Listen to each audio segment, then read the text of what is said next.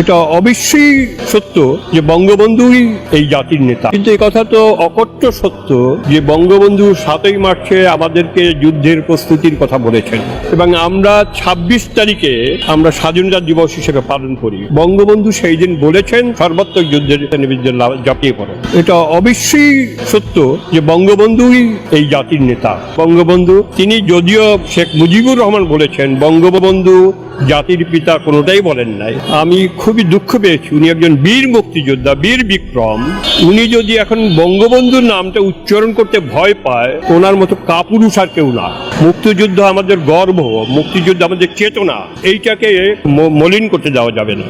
আপনি কি মনে করেন যে আওয়ামী লীগের রাজনীতি একবারে ধ্বংস করে দেওয়া সম্ভব বাংলাদেশ থেকে? এটা যে বলবে সে আসলে ইতিহাস জানে না। আওয়ামী লীগ কোনো বুইফুর সংগঠন না। আওয়ামী লীগ সবচেয়ে বাংলাদেশের প্রাচীনতম দল এবং এই আওয়ামী লীগ মৌলানা ভাসানীর আওয়ামী লীগ, এই আওয়ামী লীগ শহীদ হোসেন শহীদ সরওয়ার্দীর আওয়ামী লীগ, এই আওয়ামী লীগ বঙ্গবন্ধু শেখ মুজিবুর রহমানের আওয়ামী লীগ। আওয়ামী লীগ বাংলাদেশের প্রতিটি ঘরে ঘরে আছে, আওয়ামী লীগ কর্মীরা আছে, আওয়ামী লীগের সমর্থকরা আছে। চাইলেই কেউ এটাকে নির্মূল করতে পারে না।